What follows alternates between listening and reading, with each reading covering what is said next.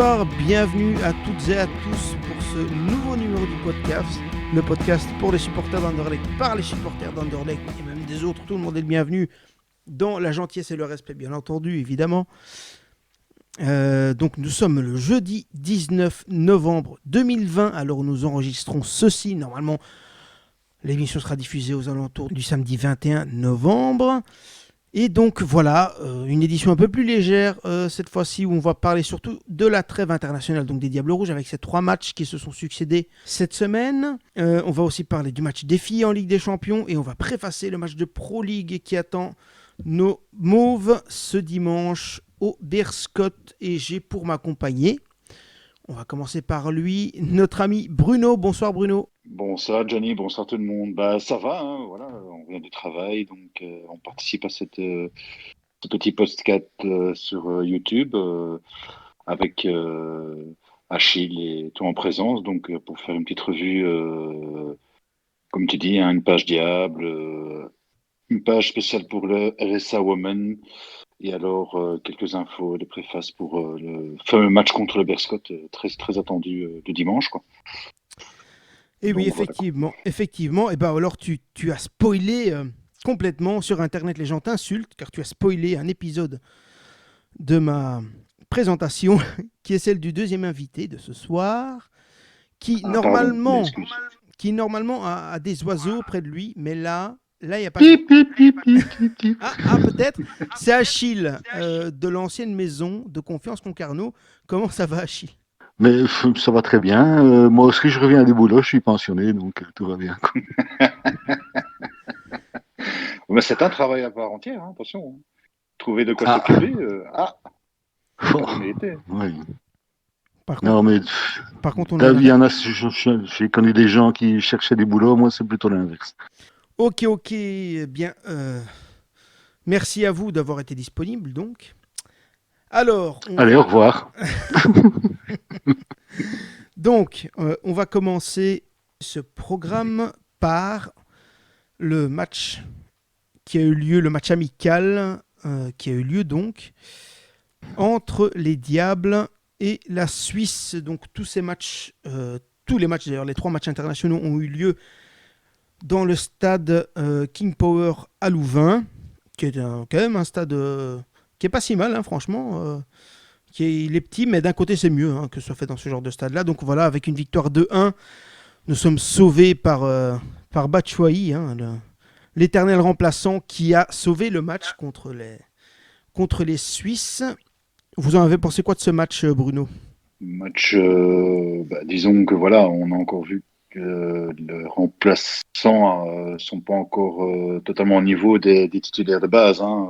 Il y a encore un peu de travail, même si voilà, ils sont encore jeunes, ils apprennent encore le métier. Donc c'est clair que quand on voit par rapport à l'équipe type, il y a quand même une différence hein, dans le jeu. Maintenant, finalement, ils ont quand même bien géré, puisqu'au final, il y a une victoire à la clé. Donc voilà, moi je retiens surtout Tielemans, hein, voilà, quoi, qui est rentré en deuxième mi-temps, qui a quand même donné du peps à l'entrejeu et qui a fait du bien dans le moment de bien. Hein. Donc, pour moi, c'était la clé, hein, comme on le verra pour les autres matchs. Il s'est montré en patron. Hein. Donc voilà, il a bien grandi le Yuri, quoi. Il a bien pris de la bouteille, comme on dit. Effectivement. Achille, t'en as pensé quoi en 2-3 secondes Ouais. Pour échapper aux commentaires d'RTL et aux commentaires aussi de la VTM avec Jan van den Wijngaard, moi j'ai regardé sur la Suisse. Donc j'ai regardé sur la RTS et puis ils étaient parfaitement désolés, qu'ils trouvaient qu'ils avaient magnifiquement joué le coup, mais ils n'avaient pas gagné le match. Alors là, ça, ils se sont dit que c'était vraiment dommage. Et donc, on a Ouais. eu un intervenant de Suisse directement. C'est un cousin d'Achille. Merci d'être venu. Ah ouais, mon nom, c'est Concarneau. Mais bon, ouais, il y a pas grand-chose à dire de ce match. Hein. On est tombé sur une équipe qui était vachement organisée, qui a bien joué le coup. Et effectivement, comme dit Bruno, c'est l'entrée de Tielemans qui a dynamisé le jeu, qui a organisé tout le truc.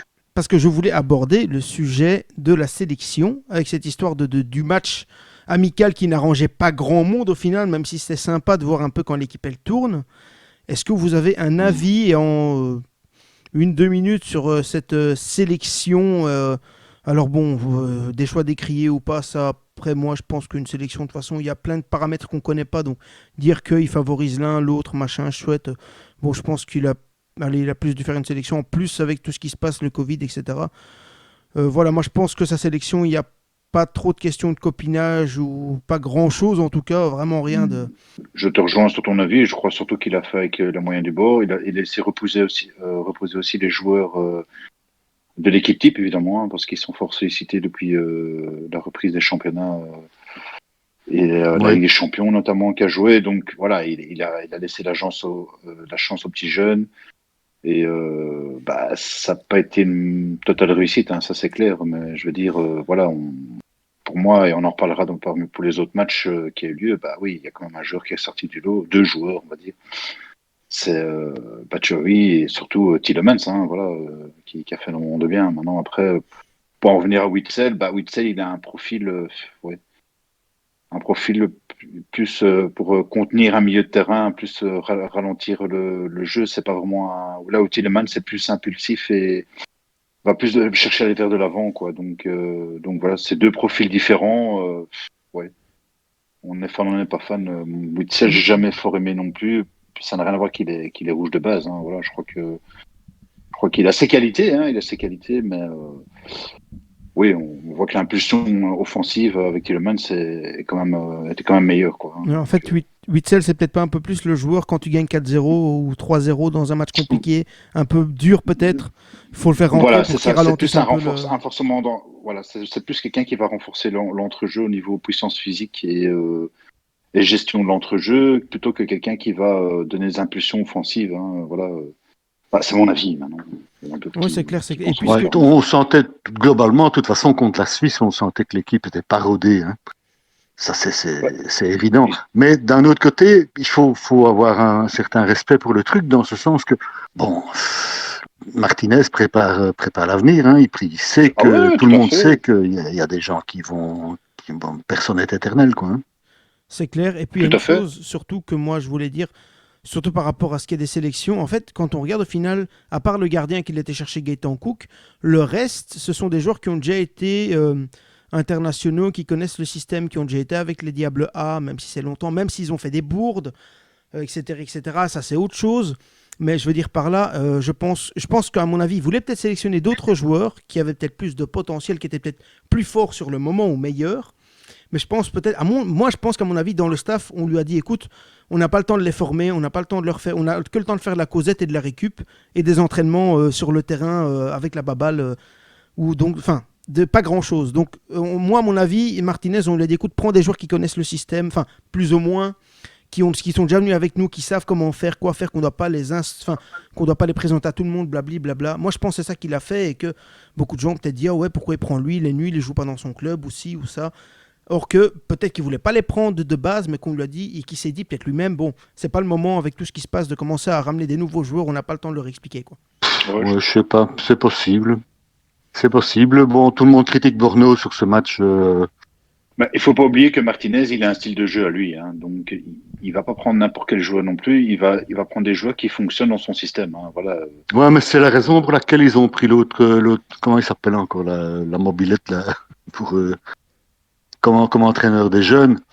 Jackie Matthijssen, Ah ils ouais. ont pris Jackie Matthijssen justement parce qu'il n'a pas de style. Donc, il prend, euh, il prend complètement le style de Martinez. Donc, il s'est adapté, il fait comme Martinez dit.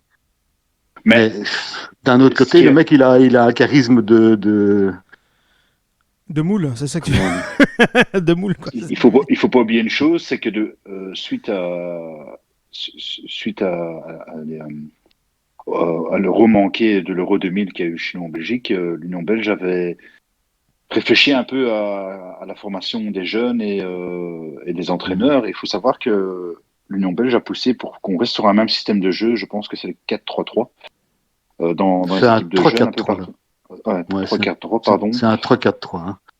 Et Mais ouais, bon, ça c'est un truc, on est bien d'accord. Donc Matthijssen applique ce système de jeu effectivement chez les jeunes. qui ont perdu en plus et qui ont perdu la qualif. Désolé de te couper, Achille. Et donc je dirais aux sceptiques qui râlent, ces joueurs ils sont nuls. Ils ont quand même réussi à battre l'Allemagne, les U21. Enfin, ils étaient vraiment bien positionnés. Donc, avant de leur tomber dessus, peut-être se dire que manque de ball, mauvais match, ça arrive à tout le monde. Voilà quoi. Mais malheureusement, ils sont pas gagnés. Ouais. Moi, je pense plutôt qu'il y a un problème de vestiaire. Parce que effectivement, comme tu dis, ils ont joué un très bon match dont j'ai vu des morceaux d'ailleurs contre l'Allemagne. Et puis après, ils sont complètement éteints en Moldavie. Et puis le dernier match, là, je sais plus comment c'était. Enfin, hier. Contre la Bosnie. Donc, oui, en Bosnie. Ça avait pas l'air d'être brillant non plus. J'ai pas vu le match, mais d'après ce que j'en ai lu, c'était pas terrible. Donc, je pense qu'il y a un problème de vestiaire. Ce qui me surprend pas avec Matthijs, parce que c'est vraiment. Ouais. C'est pas compliqué. Mais de pas tomber sur les joueurs, je veux dire par là quoi. C'est pas parce que Bornau a fait 2 bourdes ou deux choses, 2 gestes malicieux en 2 matchs que c'est un mauvais joueur. Rappelons que Bornau a fait 2 bourdes, mais si c'est pas 3-1, c'est lui qui l'empêche. Hein.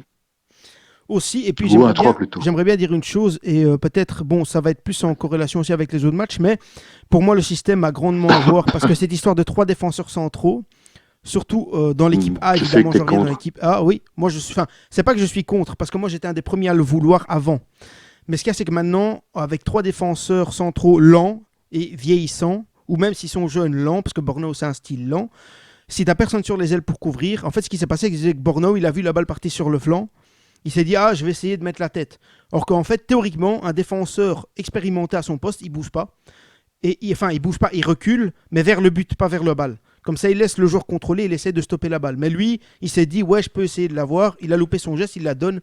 Il donne le but, mais pour moi, il est mal pris sur cette phase. Il est mal pris sur cette phase. Les joueurs, ils vont pas derrière. Enfin, ils vont pas mettre des balles derrière parce que tout le monde sait quand tu joues contre un 3 arrière avec des ailiers offensifs de base. En fait, d'office, on te dit, mets dans le dos sur les ailes. Comme ça déplace. Ça fait que les centraux vont se déplacer derrière parce que l'équipe va se dire, on va essayer de combler, de boucher un peu le trou. Et toi, tu peux venir avec ta deuxième ligne et essayer sur un centre ou sur un cafouillage comme il s'est passé là. Et c'est ça le problème. Et pour ça, il faut des joueurs très rapides et il faut beaucoup de pressing. Il faut du pressing constant, ultra constant. Et moi, j'ai l'impression que l'équipe nationale, autant les A que les jeunes qu'on a vus, n'ont plus trop cette mentalité-là de presser tout le match et n'arrivent pas. Et ça cause des problèmes. Est-ce que c'était pas voulu, ce manque de pressing ? Moi, je me pose la question. Est-ce que c'était pas voulu par Martinez ? Normalement, tu presses. Hein. Non, justement, le 3-5-2, c'est un système fait pour presser. Hein. Mais il faut presser tout le match. Hein. Il faut vraiment. Est-ce qu'il n'a pas laissé, parce que c'est quand même, sur les 3 matchs, on a quand même vu qu'on a été au niveau possession de balle, on a été dominé. Hein, il faut le reconnaître. C'est quand même étonnant que sur 3 matchs affilés, on laisse le jeu à l'adversaire comme ça. Est-ce que c'était pas en préparation justement, parce que maintenant on va rencontrer du gros entre guillemets, l'Italie, la France, l'Espagne. Donc c'est quand même c'est des grosses cylindrées pour l'instant en Europe quoi. Donc est-ce qu'il a pas retenu un peu Martinez la Coupe du Monde Moi je dirais pas qu'il a. C'est indiscutable. C'est indiscutable, mais d'une façon générale, ce qu'on a pu voir, c'est qu'on est une équipe qui est désormais capable de varier le jeu. Tout à fait. Ça, c'est un atout extraordinaire. Ça montre la force du groupe. Hein. Ça montre la force du groupe, la solidarité qu'il y a dans le groupe. C'est vraiment une bande de potes. Ça, c'est très encourageant. Du côté des jeunes, ça n'a pas encore l'air d'être le cas. Non, mais tu l'entends très fort, hein, parce que sans supporter, maintenant, on entend quasiment tout ce qui se dit sur le terrain. Et ça a été ressorti dans la presse. Hein. Lukaku, tu l'entends, il guide Yuri, c'est incroyable, quoi. Donc, comment ils communiquent entre eux, t'entends tout ce qui se dit maintenant sur le terrain, quoi. C'est assez intéressant, finalement. Hein. Voilà, l'ambiance manque, évidemment, des supporters, mais c'est clair. Non, mais les matchs, on les vit différemment, quoi. On voit vraiment le coaching tant du banc que des joueurs expérimentés sur le terrain qui coachent les plus jeunes, hein, donc qui les guident, quoi. C'est assez intéressant, moi, je trouve, quoi. Donc, Bon, et donc, on va passer au match de Nations League.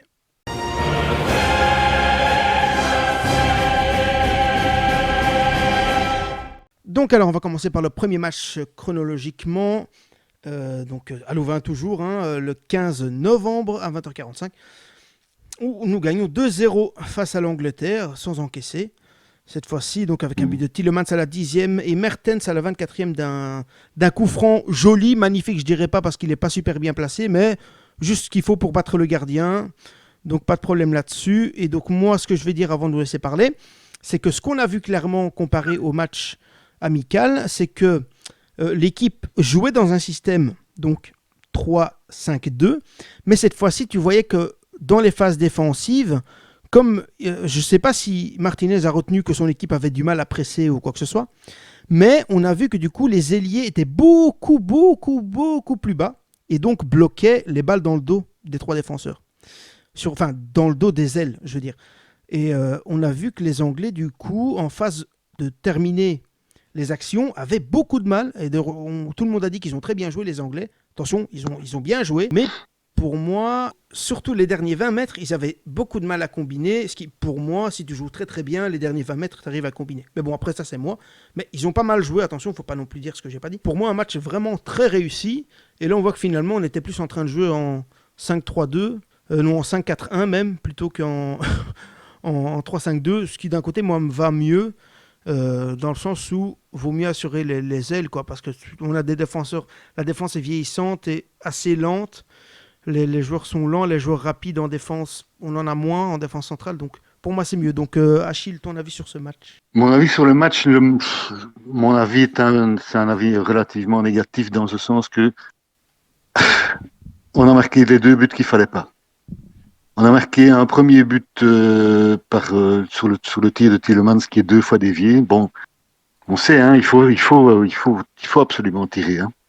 Il faut absolument tirer et on voit bien comment ça se passe par après. Ici, il y a 2 déviations, ce qui fait que du coup, le ballon est absolument placé contre le poteau et il est imprenable. Le deuxième, c'est un coup franc qui n'en est pas un parce qu'il n'y a pas de faute, mais il rentre. Alors donc à la 25e, tu mènes par 2-0 et puis une équipe qui mène par 2-0 et qui atteint le repos sur cette marque.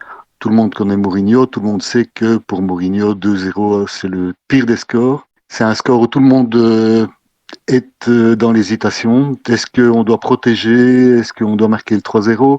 Et en face, on a beaucoup plus de certitude. On a au moins une certitude, c'est qu'il faut en mettre un.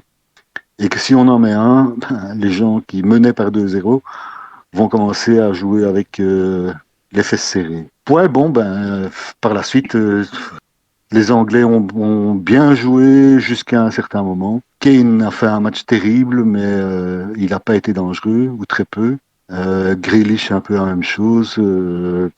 Bref, Courtois n'a rien eu à faire. Quoi. Lukaku, oui, mais pas Courtois.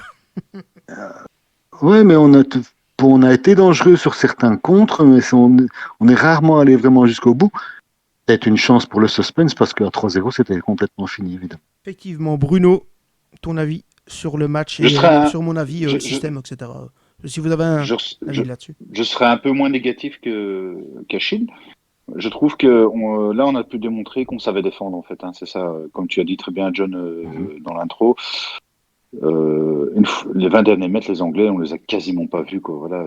Pourtant, ils ont essayé. Hein, ils ont donné de l'impact physique, du pressing. Il y a un moment, quand même, les Anglais étaient assez impressionnants dans le pressing et on n'arrivait pas à faire 2-3 passes d'affilée. Hein, on perdait très vite les ballons. Mais dans les 20 derniers mètres, ils n'étaient pas du tout dangereux. Hein, donc, comme a dit Achille, hein, voilà, le gardien, il n'a pas eu de travail chez nous. Il était tranquille, il a passé une bonne soirée. Maintenant, oui, comme on a très vite marqué, ça, évidemment, ça a fort joué. C'est pas que l'équipe, nos Diables se sont reposés sur leur score à 2-0, mais disons qu'ils se sont dit c'est 2-0, on peut les laisser un peu venir. Ils étaient plus dans la gestion, même s'ils ont quand même bien bavé dans le milieu de terrain. Ils ont quand même bien bavé. Mais moi, ce que je tiens surtout, c'est la défense. Quoi. Voilà, oui, comme tu disais, on a une défense vieillissante, mais avec beaucoup d'expérience. Donc, oui. Et ça a vraiment bien joué. Quoi. Cette expérience a beaucoup joué dans... Pour moi, on a su couvrir les ailes et les 3 défenseurs centraux étaient bien positionnés. Ils ont de la vitesse sur les premiers mètres, voire premiers centimètres même, sans vouloir. Et donc... pour moi, ça a facilité la chose. Et je pense que peut-être quelque part, Martinez a peut-être appris du match contre la Suisse en se disant ouais, quand on est en phase défensive et on ne s'est pas pressé, il faut absolument que les ailiers redescendent et ils fassent office de back en fait, plutôt que d'ailier. quitte à ce qu'ils fassent les mètres, Mais et quitte à ce que devant, ça joue un peu différemment. On a déjà vu ce que qu'il y a, c'est Lukaku qu'on a, sait partir sur l'aile un peu, tu vois, en attendant les coéquipiers. Donc, ce qui a surtout choqué les supporters, c'est ils n'ont pas l'habitude qu'on soit malmené comme ça dans le jeu, entre guillemets. Voilà. Donc, on a l'habitude d'une Belgique dominatrice, conquérante, voilà, qui joue la possession, hein, tout simplement. Et là, ça fait quand même 2-3 matchs où, entre guillemets, ça n'arrive pas. Et donc, les gens s'inquiètent un peu. Moi, ce que je retiens surtout, c'est la défense a vraiment été, pour moi, été excellente hein, contre les Anglais. Hein. Ils ont quasiment rien eu, les Anglais. Hein. Ils ont eu Oui. Ouais, c'est ce que j'ai dit. Hein. C'est ce que j'ai dit. Hein, Courtois est sorti tout propre de ce match. Quoi. Tout à fait, tu as totalement raison. Donc, les gens peuvent dire, ouais, on s'est fait dominer dans la possession, dans le jeu. Oui, c'est vrai. Oui, dominer n'est oui, pas c'est gagné. vrai. Mais Et on voilà, le sait mieux que tout le monde quand même. on le sait, on l'a bien vécu contre les Français. Donc, ils ont joué comme ça. En fait, les Français, ils ont joué contre nous comme ça. Hein. Ils ont À peu simplement, près, ouais. ils ont laissé jouer, ils nous ont laissé jouer, ils ont attaqué quand il fallait, et voilà, ils nous ont eu comme ça. Hein. Donc là, ce qu'on a un peu fait, on dirait qu'on a préparé le match contre la France. Là. Voilà, c'est un Mais peu ce qu'on a fait. c'était un très bon entraînement, même si évidemment le milieu de terrain français, c'est pas le milieu de terrain anglais, sans vouloir manquer de respect. Mais non, Non, évidemment, t'as fait effectivement, t'es très bien dans l'impact dans et l'impact tout. physique. Dans l'impact physique, les Anglais ont été très impressionnants contre oui, nous. bien Ça, il sûr. faut le reconnaître. Hein. Voilà, ça, Bien sûr. Mais Mais pour moi, c'est pas le dans la match que... finition, Voilà, quoi. Enfin, non, de la part des Anglais. dans leur finition, Oh, c'était ils ont été très moyen. dans la finition, les Anglais ont été bloqués dans les 20 derniers mètres par la défense qui a eu avec beaucoup de maîtrise et d'expérience. Quoi. Donc voilà, moi ce que je retiens, c'est ce côté positif. Alors oui, ça me fait pas plaisir de voir la Belgique se faire entre guillemets balader dans le milieu de terrain et dans l'impact physique. Mais voilà, on voit qu'il y a du métier à l'arrière. Hein, voilà. Ils paniquent pas, ils ne stressent pas. Voilà, quoi. C'est quand même bon signe pour l'Euro. Quoi. Effectivement. Ouais. Et donc... Les Anglais seront peut-être encore un peu courts pour l'Euro, mais pour la Coupe du Monde, à mon avis, ça va quand même être des clients sérieux. Parce que c'est une équipe qui monte. Hein. Oui. C'est une équipe... Très bonne génération. Les Anglais, en fait, les Anglais, c'est la Belgique de 2014 là actuellement. Un peu ça, tu vois. Donc, oui, on sent qu'ils sont en train de s'améliorer vraiment d'une façon importante. Équipe fort jeune en 2014, comme nous, la Belgique, hein, au Brésil, c'était aussi fort jeune et voilà. Donc, on courait un peu partout, foufou. Ça a bien marché dans les phases de poule et puis contre l'Argentine, là, voilà. On a eu un stop net, quoi, hein, tout simplement. Mais je veux dire, les Anglais, ils sont au même stade que nous en 2014. Et donc maintenant, voilà, dans 4 ans, comme tu dis, ou non, dans 2 ans maintenant, à la Coupe du Monde, oui, ça risque de faire mal. Hein, donc, ouais, c'est ça, non, effectivement. Donc, et moi, je pense que justement, c'était un très bon test et on l'a brillamment passé, si vous me permettez. On passe au match suivant, à moins que vous avez encore quelque chose à dire, l'un ou l'autre, sur ce match qui n'a pas encore été dit. Il roule à gauche. Hein. Voilà, très bonne conclusion. Merci Achille. Magnifique. Alors donc le deuxième match, voilà, mercredi 18 novembre à 20h45, toujours à Louvain. 4-2, un peu plus dur, donc là avec un but de Tielemans à la 3e pour pas changer. Un doublé de Lukaku, De Bruyne en fin de match à la 88e et un but de Wind du Danemark à la 17e et Courtois qui a marqué contre son camp. C'est comme ça que l'UEFA l'a noté, hein, parce que beaucoup de gens ont dit que c'était Meunier. Non, c'est Courtois pour l'UEFA, c'est Courtois qui a marqué contre Meunier, son camp. non, ça pouvait pas être Meunier. Pas Meunier, pardon. Non, oui, il dormait. Mais Meunier était voilà. Non, il dormait. Non, c'était Chadli, pardon. Non, c'était pas Chadli, c'est Courtois pour l'UEFA qui a marqué contre son camp à la 87e minute. Donc moi, je vais y aller de mon petit briefing. Donc là, de nouveau, je pense qu'on retombe un peu dans notre travers. C'est-à-dire que les ailiers peut-être un peu trop aventurés là devant. Et au niveau du placement, on était peut-être un peu moins malin, même si au final, tout s'est bien passé. Et là, on a une belle force de frappe offensive, parce qu'évidemment, le Danemark pressait, mais un peu moins que l'Angleterre, forcément. Danemark qui a quand même donné une bonne copie. Hein. C'était pas un oiseau pour le chat, comme tout le monde le disait, malgré tout. Et bon, voilà, Belgique, Tielemans de nouveau, avec une belle frappe lointaine. Lukaku, or que tout le monde disait, ouais, Lukaku énorme sur ces 2 matchs d'ailleurs. Hein. Le match d'Angleterre, on n'en a pas trop parlé de Lukaku, mais énorme dans le fait de garder une balle. Bon, parfois il en perd, comme tout le monde. Mais, les 3 secondes magiques de Lukaku, c'est quand il garde ce ballon et qu'il attend Tielemans et puis boum, quoi. Ça fait partie de son jeu, c'est extraordinaire, mais il est vraiment le seul à avoir la stature physique et la technique en même temps pour réussir Mais ce genre de geste. pour revenir à Lukaku, il a quand même bien appris en Italie maintenant. On voit quand même une différence. Hein. Voilà, on voit que il s'est gardé un ballon. Voilà, qu'on voit vraiment le championnat italien, il a quand même fait du bien. Hein. Là, clair. quand Denis Pratt est arrivé en Italie, il l'a confié à l'époque à son père. Jusqu'à présent, il avait appris à jouer au ballon. Maintenant, il apprenait à jouer au football. Mais ça, on va C'est pas vraiment la même chose quelque aussi. chose. Hein, on va pas parler de la formation belge qui est très bonne, mais bon, il y a quand même beaucoup de manquements, malheureusement. Malheureusement. Non, mais apprendre à jouer au football à l'italienne, c'est tout à fait autre chose. Hein. C'est Effectivement. franchement. Même si on a vu que dans le premier match, Pratt, il était un peu... Bon, il prenait ses marques quoi, aussi, hein, je pense, mais... Pratt est plus jeune, il va venir dans le coup gentiment. Hein, il a à peu près le même âge que Tielemans. On a vu Et Raskin, il à est où? partir Non, je rigole. qui c'est Raskin. Oui, non, mais J'allais dire, c'est un bon joueur, mais laissons-le grandir. Il faut arrêter toutes ces... il est encore plus jeune. Ouais. Je pense On a vu exactement hier ce que moi je demande à voir depuis très longtemps, c'est-à-dire très simplement Tielemans libéré par quelqu'un qui est dans son dos et qui connaît parfaitement, qui s'appelle Don Donker et qui fait le sale boulot, qui fait la récup, qui coupe les angles, qui vient emmerder son monde, etc. et qui donne le ballon à Tielemans. Et Tielemans a déjà vu tout ce qui se passait et bang, il balance une passe à 40 mètres ou à 50 mètres. Et ça tombe royal dans les pieds et ça ouvre le jeu. Et ça, c'est le dépositaire du jeu de la Belgique, c'est devenu Yuri Tielemans. Mais il faut qu'il y ait quelqu'un qui fasse le boulot à côté de lui. Ouais. S'il doit faire la récup en même temps, c'est pas possible. Effectivement, et d'ailleurs, je me rappelle du carton jaune que prend de Donker. Et les commentateurs ont l'air de dire ouais, il n'est pas dedans, etc. Alors justement, il arrête une attaque adverse. Donc pour moi, Il avait déjà pas mal joué contre la Suisse, hein, mais dans un rôle. Je dis, quand on lui donne un rôle vraiment créatif à Tielemans, à Donker, pardon, c'est pas tout à fait sa tasse de thé. Il est moins bon que Tielemans dans ce genre de truc, mais pour casser les rythmes, casser les angles, couper les angles, péter les passes, etc. Il est vraiment très fort, quoi. Ouais, effectivement, non, c'est vrai que c'est... Et bon, il fallait le gagner ce match de toute façon.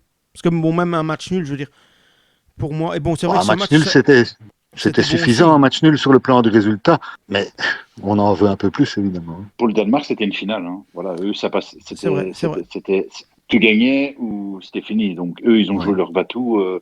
Nous, entre guillemets, on pouvait laisser venir un petit peu et puis je crois qu'il y a aussi la gestion de la fatigue des joueurs. Hein. Donc voilà, il faut oublier qu'il y a des clubs qui mettent la pression aussi sur les sélections nationales. Il n'y a pas que la Belgique, hein, j'entends bien. Hein. Donc, qui disent, faut aller mollo quand même avec nos joueurs. Voilà, ils doivent encore jouer pas mal de matchs championnat européen. Et c'est une gestion aussi d'à côté de la fatigue des joueurs. Hein. Donc pas les cramer directement. Et ça, à la limite, c'est un truc intéressant qu'on pourra approfondir une prochaine fois, que peut-être à la limite... Si vous avez une réponse en 2-3 secondes, moi, mon avis sur l'histoire des sélections et des clubs, pour moi, c'est normal, c'est très très compréhensible que les clubs, pour des phases de qualif, parce qu'il ne faut pas oublier que ces matchs, ce sont des phases de qualification et de classement, hein. Dans la Nations League, ce n'est pas les phases finales, donc c'est différent pour les phases de qualification, je dis bien.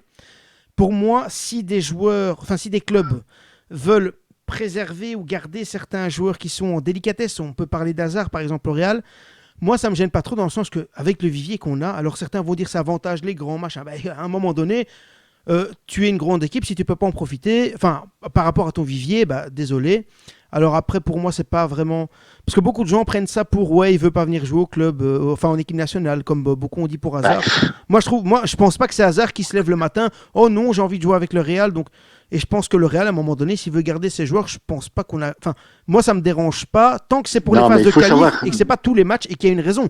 Hazard, depuis qu'il est arrivé au Real, c'est quand même 3 sur 10. Et bon, ce qu'il fait, il le fait très bien, mais au début, c'était pas très très bon. Il a eu beaucoup de blessures, peut-être parce que physiquement, il était peut-être pas prêt, je sais pas. Son rythme de vie était peut-être pas super bon à ce moment-là, je sais pas. Je suis pas dans sa vie, hein, donc moi, donc pour moi, mais attends, Hazard, tu viens d'un championnat comme la Première Ligue, tu débarques en Espagne, c'est quelque part, c'est la Dolce Vita, et on sait comment ils gèrent la Dolce Vita avec des hamburgers.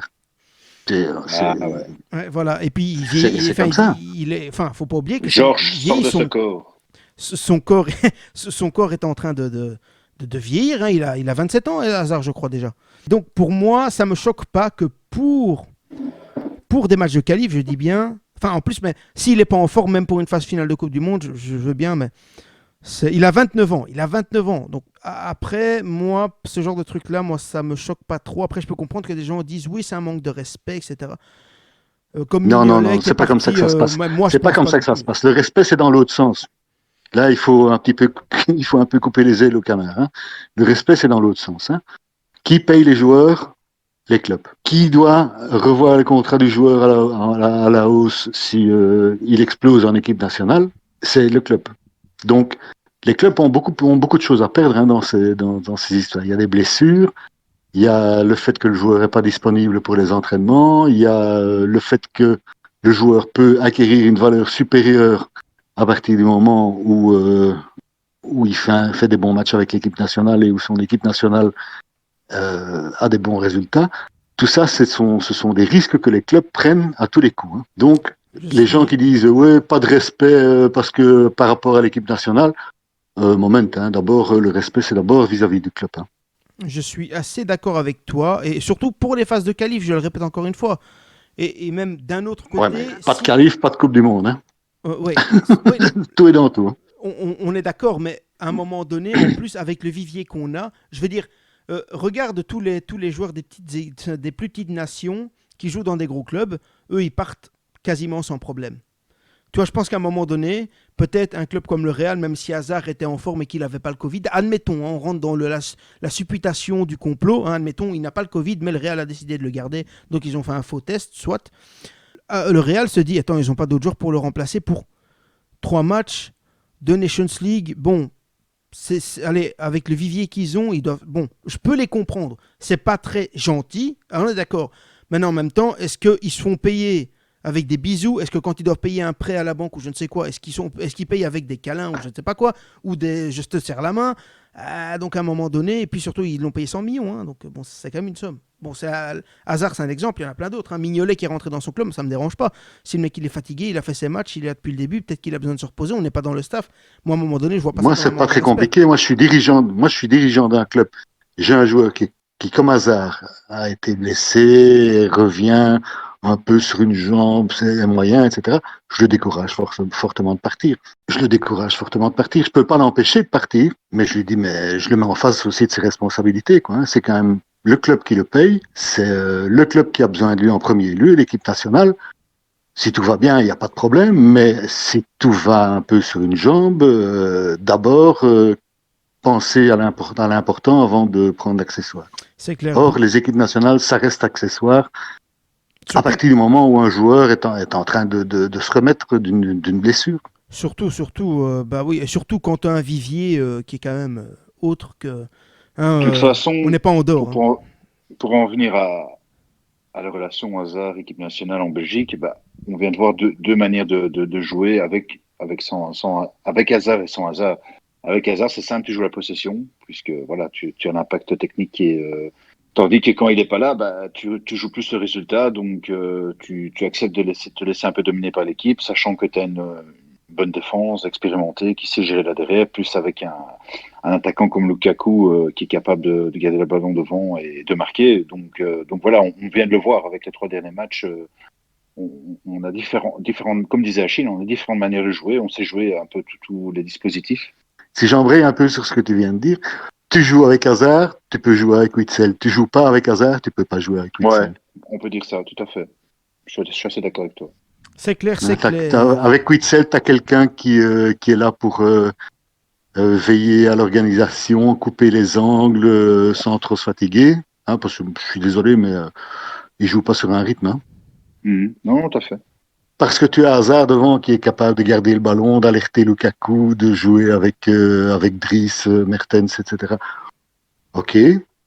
Si tu as pas Hazard, tu dois jouer d'une façon un petit peu différente et tu as besoin de plus Ouais, d'animation au niveau de l'entrejeu. mais c'est Et ce qu'on là, a vu tu as maintenant. besoin de Tielemans et probablement de Donker dans son dos.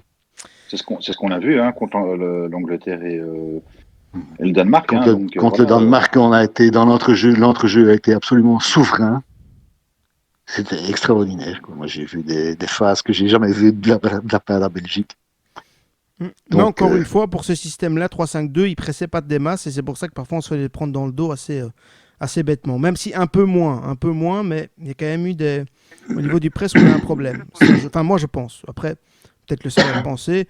N'hésitez pas à réagir en commentaire. Dans la gentillesse, hein, on peut être pas d'accord sans pour autant s'insulter les uns les Ta autres. gueule! N'est-ce pas? Ah, je vais couper. Voilà, ban, def de la chaîne. Et on n'hésite pas. Donc, sur cette petite diatrie, cette petite vanne bien passée, on va donc passer aux infos générales de cette Nations League. Donc alors le Final Four avec la France, l'Espagne, la Belgique et l'Italie. Pour moi, là-dedans, comme ça, à l'heure actuelle, la France et l'Espagne, c'est les gros loups. La Belgique, l'Italie, juste en dessous, très bon, mais peut-être un peu moins dans l'expérience, même si on a vu que finalement, on savait bien jouer. Donc, on est peut-être aussi avec les favoris. La France et l'Espagne, pour moi, ont quand même un truc qui, on dirait, ils aspirent le jeu. C'est un truc assez fou. Donc alors, cette phase finale se jouera du 6 au 10 octobre. Hein. Donc les demi-finales le 6 et le 7 et les deux matchs, donc la finale et la troisième place le 10 octobre 2021, donc après l'Euro. Normalement, c'est en Italie que ça se passe parce que c'est le vainqueur de groupe 1 qui est sélectionné. Mais ici, bon, Covid oblige, on ne sait pas trop comment ça va se passer. Il y a le tirage au sort, normalement, donc, de ces demi-finales, qui est désigné, donc, si je ne me trompe pas, le 5 décembre, non, le 3 décembre. Donc, ils font le tirage au sort et en même temps, ils annoncent le lieu de la phase finale. Il y a un truc important pour la Coupe du Monde 2022, les qualifiés pour le Final Four seront reversés donc pour la phase qualificative de la Coupe du Monde 2022 dans des groupes à 5 équipes au lieu de 6. Donc, ça veut dire qu'on aura certainement l'équipe la plus faible en moins. Le pot 6, on n'aura pas d'équipe du pot 6 vu qu'on aura un groupe à 5, pardon. Ce qui nous aide quand même pas mal. Et alors en plus de ça, les vainqueurs de groupe, ils ont aussi un match pour les barrages d'office. Donc admettons, la Belgique se viande complètement. Hein, donc on va reparler des clubs, on peut jouer avec les jeunes, terminer 5e du groupe. On a une place pour les barrages d'office. Alors, putain. Voilà. Donc c'est une voie royale. T'as fait des études, hein. Oui, j'ai fait des études, effectivement, ufa.com, ça aide. Donc voilà, à peu près ce qu'il y a à dire là-dessus. Alors peut-être votre avis, Bruno, sur ce Final Four, ça t'inspire quoi? C'est 4 belles équipes, hein, donc là on verra après l'Euro. J'allais dire qu'on va avoir notre valeur réelle avant l'Euro, mais non, puisque ça se jouera après l'Euro. Moi j'espère une petite demi-finale contre l'Italie me déplairait pas. Et ensuite, une petite revanche contre les Français, si c'est déjà pas fait à l'Euro. Hein, donc voilà, mais comme tu disais, oui, la France, le gros loup, oui, ils sont costauds, mais je les trouve pas beaucoup plus forts que nous. Par contre, l'Espagne, c'est vrai que c'est. Mais les Italiens, il faut toujours s'en méfier. Les Italiens, dans les grands moments, ils sont toujours là. Voilà. C'est clair. Et ils reviennent bien. Ils ont une équipe aussi jeune un peu qui Ah, revient. Bon, ils ont eu un groupe un peu plus facile. C'est peut-être pour ça, un peu plus facile.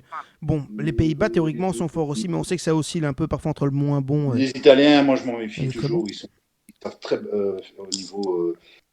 Ils étudient très bien leur adversaire, les faibles adversaires. Ils jouent contre les faibles adversaires. Ils sont très intelligents en jeu parfois, et donc il faut s'en méfier, quoi. En fait, moi personnellement, j'espère que la Belgique va gagner, mais je vois pas vraiment une nation au-dessus du lot de tout le monde. Ça va être beau à jouer, voilà. Ça va être beau à jouer, mais je vois pas vraiment le gros op. Peut-être l'Espagne, peut-être un petit peu au-dessus, mais je crois que tout le monde a sa chance.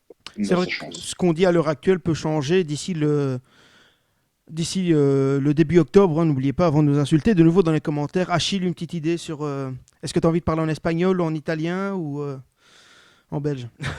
Bon, en belge. Hein. Moi, je fais vraiment une réflexion de base.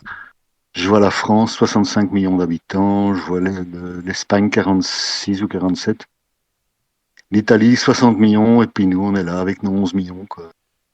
C'est beau. C'est quand même particulier. Ça montre qu'il y a un travail en profondeur qui est fait sur le foot et la jeunesse en Belgique. Et c'est quand même.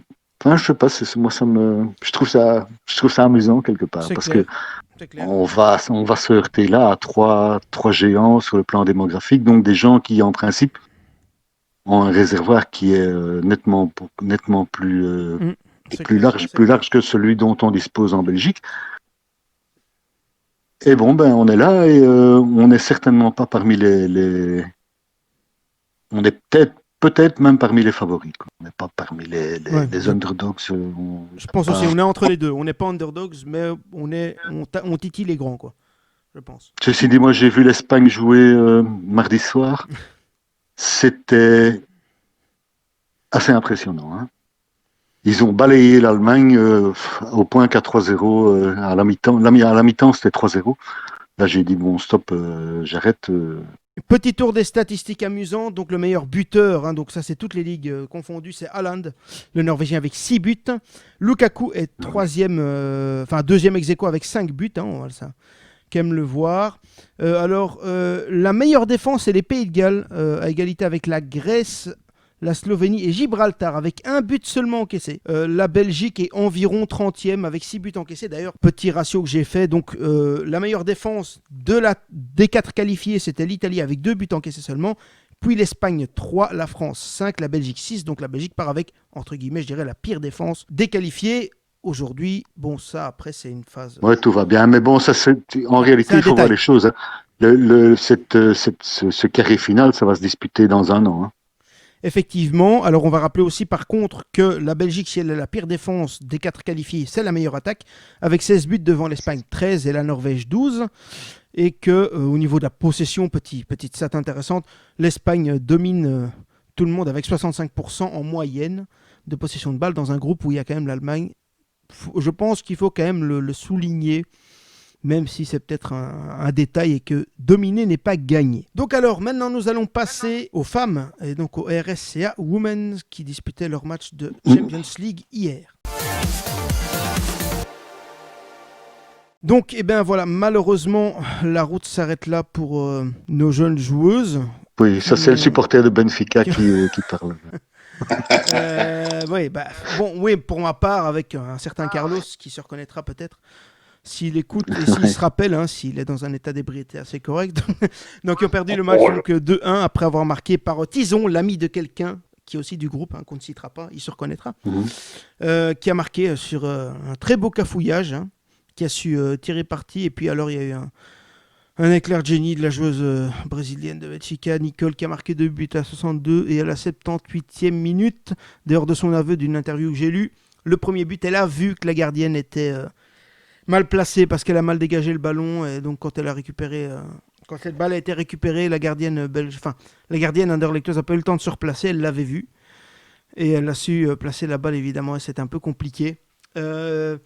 Moi, donc pour faire vite, je dirais que c'était intéressant comme match, c'est-à-dire ça changeait des matchs où elles gagnent 5-0, même si malheureusement elles ont perdu, ce qui n'arrange pas évidemment, on les a fait. Il y avait quand même pas mal d'intensité et franchement, Anderlecht aurait pu réclamer la victoire, mais à un moment donné, elles sont un peu effondrées.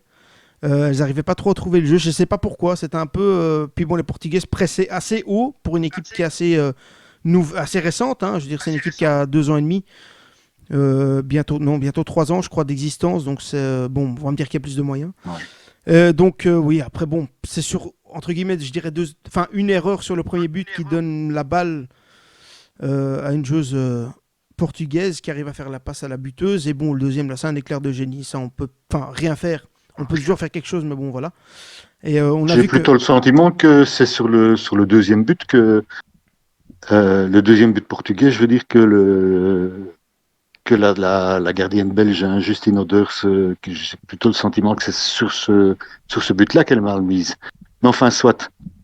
Non, d'une façon général, j'ai le sentiment que, t'avais vraiment l'impression que les Portugaises avaient l'habitude de jouer ce genre de rencontre et pas du tout les Belges. Bon, en plus, les Portugaises venaient d'une défaite 3-0 contre le Sporting, hein, parce que, bon, même si dans leur championnat elles mettent aussi des 5 et des 6-0 tout le temps, il y a une équipe qui leur tient tête dans le championnat. Et bon, peut-être ça aide. En Belgique, c'est pas des 5 et des 6-0, ça va des 8 à des 9, des 10-0. Je pense qu'il y a un problème de niveau, dans ce sens que elles ont pas l'habitude de jouer vraiment avec les couteaux entre les dents. Ah oui. Et que ça s'est fort senti, quoi. Ça se voyait, hein, les joueuses portugaises, elles gueulaient tout le temps dès que la balle sortait pour l'arbitre, pour dire ouais, c'est à nous, c'est ci, c'est là. Tout le temps, ça gueulait. Et même, tu voyais que les Anderlechtoises, elles se regardaient parfois, elles disaient mais c'est quoi, c'est un cirque ici ou quoi? Mais au final, je pense que ça fait partie de la grinta bien latine, je pense qu'elles ont donné à leur match et qui peut-être à un moment donné, ça a joué. Et justement, le seul moment où les Anderlechtoises se sont un peu réveillées à ce niveau-là et à essayer de mettre de l'impact, à ce moment-là, c'est Moi, ce qui marque, c'est le moment où c'est 2-1, donc les Portugaises, elles prennent leur temps, bien à leur aise.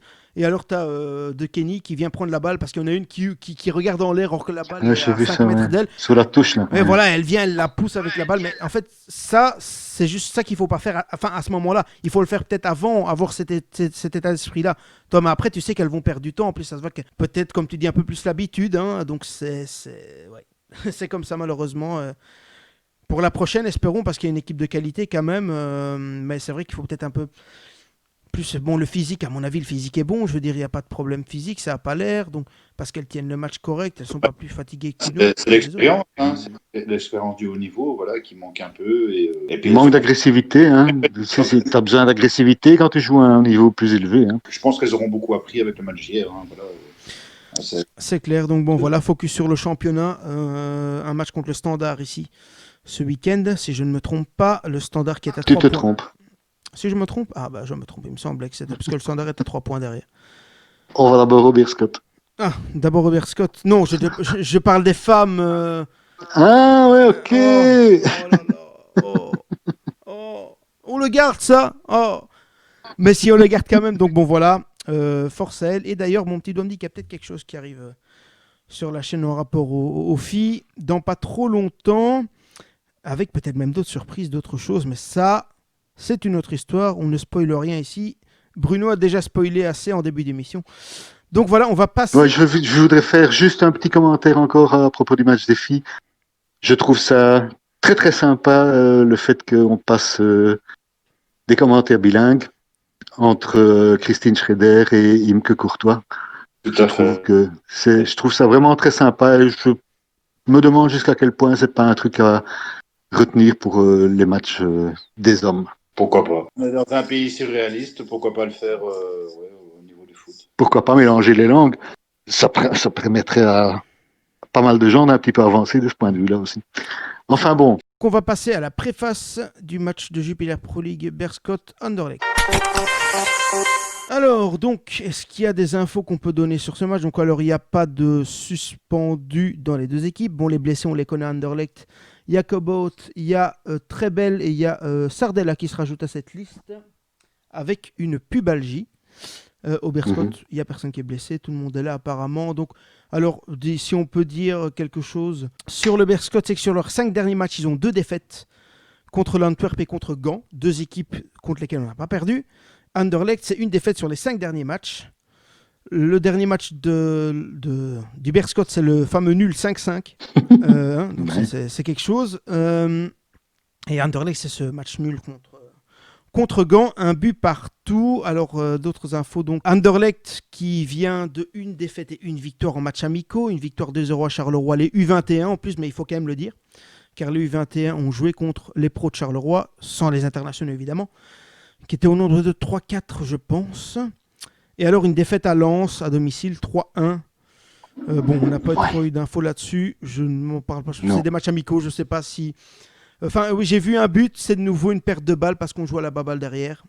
Et puis on prend un but. Bon, ça après... Oui, on va arrêter, ça c'est clair, quoi. Mais bon. Ça rentre dans l'oreille de quelqu'un ou pas, ça c'est autre chose. Une petite info pour la Coupe de Belgique. Le match au RFC Liège se déroulera le dimanche 10 janvier à 17h. Alors, un avis, est-ce qu'on va enfin sortir une victoire contre une équipe qui est devant nous au classement? Faut le rappeler, on est 7e, ils sont 3e actuellement. Achille. Bon, écoute, le Beerscott, quoi, c'est du costaud. C'est du costaud et en même temps, c'est pas vraiment des noms, quoi. Hein. Si on enlève Raphaël Holzhauser, Holzhaus, c'est un chalet, donc le mec qui habite un chalet. Si tu enlèves Holzhauser, qui tu connais encore comme nom là-dedans? Ben même Holzhauser, enfin oui, on le connaît depuis le début de saison, mais avant on le connaissait pas. Ouais, mais même maintenant, tu connais qui? Et toi, Bruno? Hernan Losada. Ouais, ça c'est l'entraîneur, il est plus sur le terrain depuis longtemps. Bon, non, il y en a... le Beerscott, ils viennent, mais c'est une équipe qui n'a rien à perdre. Voilà, ils viennent de monter en D1, ils se donnent à fond et ça reste une équipe dangereuse pour nous. Ça reste une équipe dangereuse, c'est un bloc assez solide. C'est un bloc avec pas vraiment d'individualité, à part Holzhauser qui a mis quand même des goals un peu spéciaux. souvent avec des tirs de loin. C'est un gars, je sais pas, j'ai du mal à le comparer à un joueur connu. Il aime Zlatané, voilà. Il aime Ah. Zlatané, quoi. Oui, c'est vraiment ça. Ouais. C'est une espèce de Zlatan comme ça. Mais tu le tiens correctement. À part Holzhauser, on ne connaît pas grand monde. Il y a quelques noms plus ou moins connus, Bourdin, des gens comme ça, Suzuki. Et bien sûr, j'arrive jamais. Tissoudali en attaque. Mais sinon, bon, c'est une équipe un petit peu atypique. Hein. On connaît très bien les qualités d'Hernando Losada. Enfin, on le connaissait surtout en tant que joueur. On sait pourquoi il n'a pas réussi au Sporting et on sait pourquoi il a réussi ailleurs. Effectivement, je vais te couper 2 minutes parce que je vais faire mon mea culpa. Il y a Loris Brogno qui est blessé au Berscott. Loris Brogno est blessé, ok, donc ça sera Tissoudali en attaque, hein, ça c'est sûr.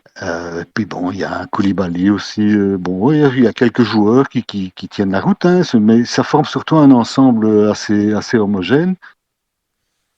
C'est une équipe qui joue de nouveau sur l'impact physique, hein, beaucoup. Voilà. Oui, c'est ça. Ils ont la mentalité anversoise, entre guillemets, comme l'Antwerp. Et donc, moi, j'espère juste que, voilà, cette fois-ci, on tiendra plus de 80 minutes, quoi, voilà, parce que ça a été souvent le cas cette année pour nous, les Mauves. Voilà, il faut absolument qu'on tienne un résultat jusqu'à la fin du match, hein, parce que combien de points on n'a pas perdu après 80 minutes, c'est un peu une maladie. Mais plus on va en parler, plus ça va arriver. Ouais, Non, mais le problème, c'est que nos adversaires, ils commencent à compter là-dessus. Tu vois, voilà, si un entraîneur il prépare son match, il sait très bien quand il a fait un match, on a du mal à le terminer. Bah voilà, il va peut-être nous laisser le jeu en première mi-temps, nous laisser jouer un peu plus et donner un peu plus d'impact physique en deuxième mi-temps. Donc c'est un problème qu'il va falloir régler parce que sinon nos adversaires vont jouer là-dessus. Hein, voilà. effectivement. Sachant que dans le dernier quart d'heure, on encaisse beaucoup plus facilement dans le dernier quart d'heure. Bah oui, forcément. On sait que le foot est bourré de superstitions. Il faut commencer par enlever ça de la tête des joueurs. Hein. Ça, tout à fait, mais c'est pour ça qu'il y a un travail à faire là-dessus parce que c'est une réalité et nos adversaires s'en servent. Hein. Voilà, on a très bien vu contre la Gantoise, ils ont pas arrêté de jouer. Voilà, ils ont tenu jusqu'à la fin et ça a fini par payer quoi. Jusqu'au boutisme, voilà. On a fait un très bon match. On doit jouer. Le Sporting doit apprendre à jouer comme la Belgique a joué contre l'Angleterre. Tout à fait. Ouais, le problème c'est qu'on n'a pas les mêmes joueurs. En rappelant quand même qu'on est toujours qu'à 2 points du premier. Hein. Je dis ça. Tout à fait. C'est un peu un c'est fou. Je dis rien parce que c'est assez fou et tant mieux. On va pas s'en plaindre d'un côté pour nous. Mais moi, ce que je voudrais dire surtout là-dessus par rapport au match nul, c'est moi. Enfin, je vais pas dire. Enfin, c'est pas que c'est normal, loin de là. Mais pour moi, à un certain moment, quand tu vois l'équipe que tu as. Quand tu sais qu'elle n'a pas changé fondamentalement par rapport à l'année passée, que les joueurs qui sont venus, ils s'intègrent bien, mais bon, il faut peut-être le temps aussi. Il y a eu beaucoup de mouvements, le départ de Deco, etc. Psychologiquement, peut-être cette équipe, elle a besoin de temps pour trouver des points d'appui. Et bon, on n'a peut-être pas non plus tous les joueurs pour pouvoir tout le temps jouer le coup à fond et bien tenir le coup. Et on arrive à le faire à certains à-coups. L'année passée, on ne gagnait pas le match contre l'Antwerp. Je pense pas. Donc il y a pour moi le match à Gand, peut-être on le perd aussi le match à Gand au final. Hein, peut-être qu'on le marque maintenant. Il y a une progression. Hein. Pour moi, il y a quand même une progression. Il y a personne qui ironise ça. Hein, voilà. Je pense que peut-être des gens l'oublient un peu, toujours sur cette belle montra de dire Anderlecht c'est le grand club. C'est la frustration. Ouais, voilà. C'est la frustration des points perdus en fin de match et tu sais, quand tu aimes ton club et tout, même à moi, ça me met la rage et tout. J'éteins ma TV, je dis, je dis, voilà, quoi. C'est la frustration de supporter sur le moment même, il râle après le match. Mais après, quand tu as tête froide, tu réfléchis par rapport à la saison dernière, bah oui, il y a une progression. Et, on voit même, d'ailleurs, c'est ça, on voit même, voilà, compagnie, qui joue à la manière des Belges des 3 derniers matchs, hein, qui n'hésite pas à laisser le jeu à l'adversaire, alors que l'année passée, c'était impossible, ça. Voilà, il fallait absolument. De temps en temps, il faut savoir dire aux autres démerdez-vous. Hein. Rappelons aussi que le Berscott est la pire défense du championnat avec 30 buts encaissés. De nouveau, je dis ça, je dis rien. Plus d'un but par match. C'est peut-être l'occasion pour Nmecha d'enfin ouvrir son vrai compteur. Ouais, son vrai compteur, c'est vrai. D'ailleurs, on va parler aussi des internationaux. Nmecha et Thon ont marqué pour leurs équipes nationales. Oui, ok, bon. Respectives. Ouais, voilà, après, bon, voilà, les performances étaient mi-figue, mi-raisin pour les Anderlechtois, mais bon, ils ont joué. plupart quasiment ont joué. Ce qui est pas mal parce que d'un côté ils jouent, quoi. C'est mieux que de rester sur le banc. Pour en venir à Mecha, il a un peu un style, allez, toute comparaison bien sûr, à Lukaku. Donc il a un peu le même, c'est juste, oui. et le même physique et il joue un peu la même protection de balle à l'avant que comme Lukaku. Maintenant, il n'a pas encore le métier de Lukaku, ça va venir évidemment, mais je veux dire, il est quand même fort prometteur. Enfin, moi j'aime beaucoup ce joueur. Effectivement. Il ressemble fort à Lukaku dans sa main jouée et au niveau physique aussi. Hein, donc et il sait Il est plus garder sa technique, balle. hein. Il est plus technique que Lukaku. Hein. Ouais, je pense aussi, mais il est bon, mais moi ce qui me frustre là-dedans, c'est que c'est de nouveau pas un joueur à nous, quoi. Et pour l'acheter, je sais pas combien il va falloir lâcher 1 million. Et si il est vendable, quoi. Bon, après certains vont me dire on s'en fout, parce qu'après, si on va en Coupe d'Europe, on a de l'argent pour acheter des joueurs. Mais bon, de nouveau, acheter un autre joueur, tu as Anderlecht, tu n'auras pas non plus si tu 100 en Ligue des millions, Champions. donc bon. Bon, même si tu as de l'argent. Il ne faut pas croire non plus que les joueurs ont rien à dire là-dedans. Hein. Je veux dire, un joueur qui a envie de rester vraiment, il va se démerder pour rester. Hein. C'est vrai que finalement, Sandler est resté apparemment. Sandler est toujours prêté à Anderlecht. Donc, il est blessé, mais... il faut pas croire que parce qu'il est en prêt, que d'office, il viendra jamais d'une façon définitive. Ça dépendra. Je crois que c'est à City qu'il est, c'est ça? Ouais, c'est ça, City. Ouais. C'est ça. Ça dépendra de différentes choses. Hein. Je veux dire, son idée à lui, sa façon de voir les choses à lui, ce que son agent dira, tout ça est très compliqué. Hein. Il faut pas dire du fait qu'il appartient à un autre club que d'office il restera pas. C'est pas. De toute façon, avec la crise du Covid, il y a beaucoup de choses qui ont changé dans le foot. Hein. Voilà. Oui, par exemple, le fait que quand on a marre de voir un match, tu éteins ta TV. Voilà. Quand tu es dans le stade, c'est pas comme ça. Tout à fait. Mais non, mais même, je veux dire, même dans la gestion des transferts et tout ça, entre guillemets, voilà, on voit qu'il y a de plus en plus de prêts qui se font parce que les clubs, voilà, la crise du Covid fait quand même très mal aux clubs. J'ai vu que les clubs en Belgique perdent 50% de leurs recettes actuellement, donc ce qui est énorme. Ouais. Je veux dire, il n'y a pas qu'en Belgique. En Angleterre, ça va être la même chose aussi. En Espagne, c'est ils ont plus de ressources financières. Ok, ils ont plus d'argent, ils ont plus d'argent avec les droits TV, mais leurs salaires sont beaucoup plus élevés qu'en Belgique aussi. Donc ça fera mal aussi. Hein. Quand je vois le Barcelone, je pense que j'ai entendu parler de 70 millions de perdus hein, pour la saison la fin de saison dernière au Barcelone. Oui, je veux dire. Tout à fait. C'est clair. Les super transferts qu'on entendait à 300 millions, je crois que pendant un moment, là, ça va être terminé. Quoi, hein. Ça va se calmer. Non, effectivement, ça va se calmer. J'ai entendu parler du PSG qui attaquerait pour la pépite, là, apparemment, Joao Félix. Et apparemment, il serait plus en train de penser à mettre 150 millions maximum. Donc, or qu'ils ont quand même réussi à mettre 230 millions pour un joueur. Donc voilà, non, mais c'est clair. Donc, pour conclure cette dernière partie de l'émission, on va terminer donc par quelque chose que Achille adore, c'est les pronostics pour ce match. Beerschot Anderlecht, dimanche 22 novembre à 13h30 sur Eleven Pro League, votre canal préféré, ou des chaînes russes ou serbo-croates, quand même à le dire. Achille, ton prono pour ce match? Il commencera à 13h30. Ah, merci. Bruno, allez, Achille, donc un petit prono. Non, alors 2-3. Moi, je dis 2-3, voilà. Bruno? Alors, en espérant que le match termine à la 80e minute, non, je rigole. Je dirais 1-2, voilà, 1-2.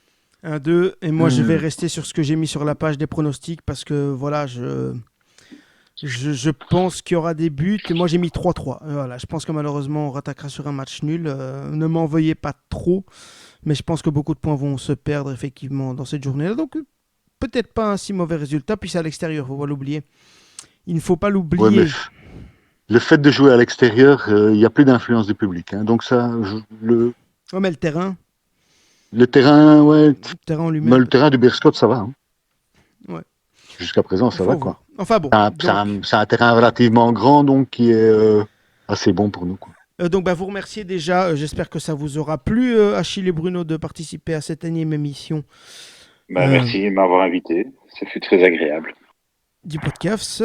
Donc voilà. Alors, on va passer quand même quelques petits remerciements. Donc, je vais remercier Patrick John pour m'avoir aidé pour ces beaux visuels que vous avez vus durant cette émission. Pour ceux qui auront le plaisir de le voir. On va quand même penser faire un gros bisou à Phil, qui se remet tout doucement. La force revient, je vois. Donc voilà, on te fait un gros bisou et une grosse pensée à Phil.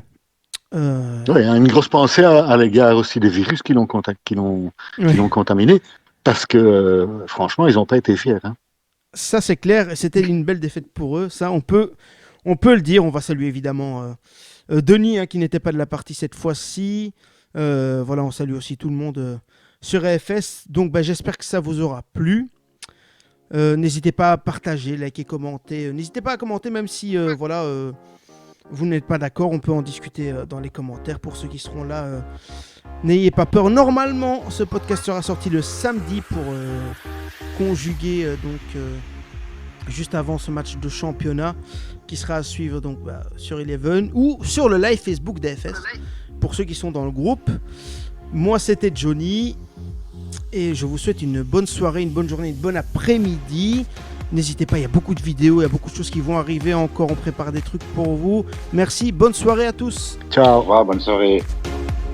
Il est vicieux, John, hein, il est très très vicieux. Ouais, non. On commence avec des jeux de mots, et alors quand t'as Denis qui s'y met, t'arrêtes pas. Ah oui, non, mais avec Denis, les jeux de mots, les jeux de mots, Denis, ça c'est